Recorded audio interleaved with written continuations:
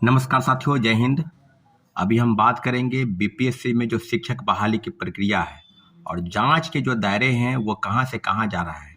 जैसा कि आपको पता है कि हजारीबाग के थाना क्षेत्रों से जो गिरफ्तारी हुई तीसरे फेज के बहाली में 275 लोगों को, सब लोगों को जेल भेज दिया गया।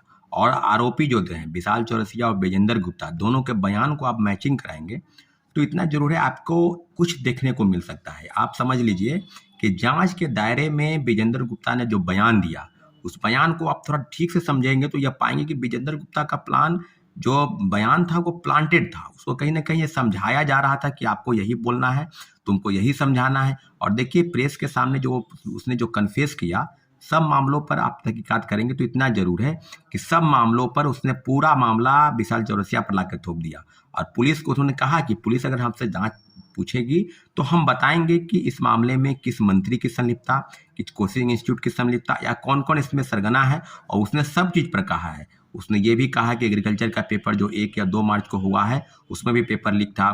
64वीं से लेकर 69वीं तक सिविल सेवा की जो परीक्षा बीपीएससी कंडक्ट कराती थी, सब मामलों पर क्वेश्चन पेपर जो है सिक्योर प्राइवेट कंपनी को छापने के लिए दिया गया ठेका, वो सब बीपीएससी के अधिकारियों और कर्मचारियों की मिलीभगत का परिणाम था।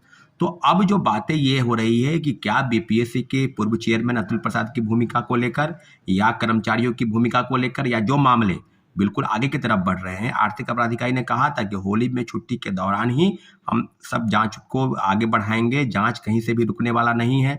तो क्या कोलकाता गई कंपनी उस प्राइवेट लिमिटेड जो ठेका में जो प्रश्न पत्र छापता था, सिक्योर कंपनी प्राइवेट लिमिटेड, उससे पूछताछ हुई? क्योंकि वो ब्लैकलिस्टेड कंपनी थी और ब्लैकलिस्टेड कंपनी को ठेका दिया जाना कहीं ना कहीं हास्यास्पद लगता है। बिना बीपीएससी चेयरमैन की सहमति के संभव नहीं है।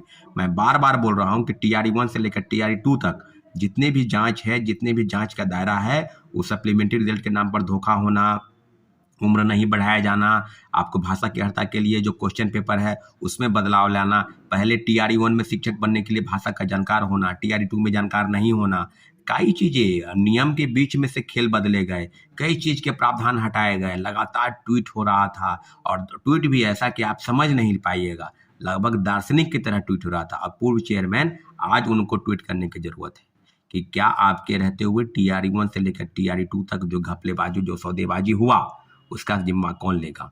अभी जिस प्रकार की बातें हो रही है, आर्थिक अपराध इकाई की जांच कहां पर चल रही है, क्या हो रहा है, क्योंकि कहीं ना कहीं इसमें बड़े लोगों की बिना भूमिका के इस तरह का खेल नहीं हो सकता है। आपको याद होगा इसके पहले 67वीं पेपर लीक हम लोग लगातार बात करें तो उसमें रंजीत रजक का भी नाम आया था, जो DSP पद पर। उसने अपने परिवार के 4 लोगों को सिविल सेवा की परीक्षा पास कराई बीपीएससी, और उसके बाद उसने कई चीजें, कई अकूत संपत्ति बनाई, उसकी गिरफ्तारी हुई। वो कोर्ट में जाने के बाद उसको तुरंत थोड़ा दिन के बाद बेल मिल गया। तो यह पुलिस के कारनामे भी काफी अचंभित हैं। वो कोर्ट में जो डायरी पेश करते हैं उसमें लेट लतीफी लगाता है, उसमें जो लिखता है उसमें भी कमी देता है ताकि उसको बेल आसानी से मिल सके। रंजीत, IAS रंजीत का नाम आ रहा था, उसको भी छोड़ दिया गया, उस पर भी जांच काफी आगे तक नहीं बढ़ी, वो भी गुजरात चले गए। सब मामले पर आप देखेंगे तो कहीं ना कहीं कई लोगों की संलिप्तता और भूमिका की जांच होनी चाहिए थी, परंतु हुआ कुछ नहीं। कई लोगों की गिरफ्तारी हुई। उसी के साथ ही कृष्णमोहन सिंह के साथ उसकी बातचीत जो है वो लगभग 18-19 बार बातचीत हुई, परीक्षा के 2 दिन पहले, परीक्षा के दिन भी। तो आप समझ लीजिए ना भाई कि किस संदर्भ में बातचीत हुआ होगा। तो साथियों, अब जो बातें ये हैं कि हम लोग इंतजार करेंगे आर्थिक अपराध इकाई की रिपोर्ट का, कि आर्थिक अपराध इकाई क्या बीपीएससी के अधिकारियों और कर्मचारियों से पूछताछ की जाने की जरूरत नहीं थी, या अगर 67वीं पेपर लीक के जो मुख्य आरोपी थे, कभी पिंटू यादव का नाम आ रहा था, कभी IAS रंजीत का नाम आ रहा था, कभी रंजीत रजक का नाम आ रहा था, तो मुख्य सरगना कौन है और जांच का दायरा कहां तक बढ़ेगा, इस मामले में अभी तक उस बात की जो पुष्टि नहीं हो पाई, और मामले को मुझे लगता है कि रफा दफा कर दिया गया। अभी फिर जांच का दायरा विशाल चौरसिया से लेकर और विजेंद्र गुप्ता तक आ चुका है। अब कई मंत्री का नाम सामने आ रहा है। आप बिहार सरकार के कौन मंत्री हैं, इस पर जांच होनी चाहिए, नहीं होनी चाहिए। आर्थिक अपराध इकाई बीपीएससी के अधिकारियों और कर्मचारियों से पूछताछ नहीं कर रही है, उससे पूछताछ करने की जरूरत है।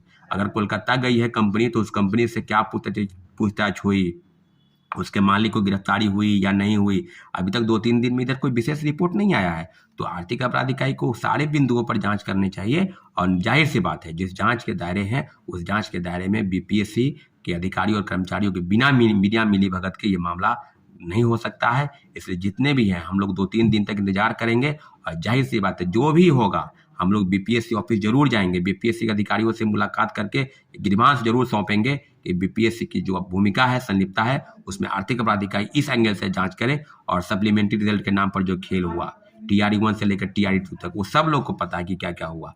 TRE 1 में मात्र 4700 रिजल्ट भेजा गया सूची और 2773 लोगों का रिजल्ट आया। TRE 2 में भी वही हुआ। 14,700 पर पूरक परिणाम जारी करने के लिए शिक्षा विभाग ने नोटिस भेजा और लगभग 1 महीना तक हम लोग इंतजार करते रहे।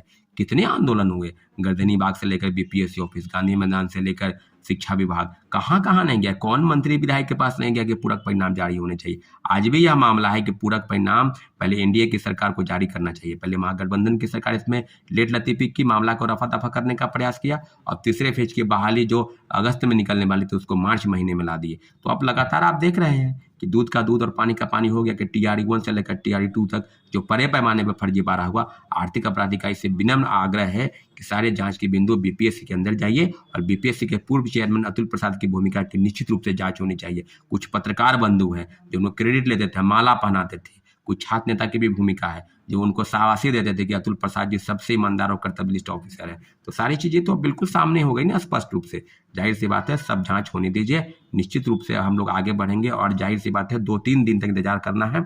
उसके बाद हम लोग निश्चित रूप से बीपीएससी का घेराव करेंगे। जिस तरह की चीजें आर्थिक अपराध इकाई जांच नहीं करना चाहती है हम लोग जांच करने पर विवश कर देंगे और दूध का दूध और पानी का पानी होकर रहेगा। अंतिम से आप बिना आग्रह करते हैं कि छात्र अभ्यर्थी की आवाज को बुलंद बनाइए, हमारा साथ दीजिए, हम आगे बढ़ेंगे निश्चित रूप से साथियों। धन्यवाद, जय हिंद।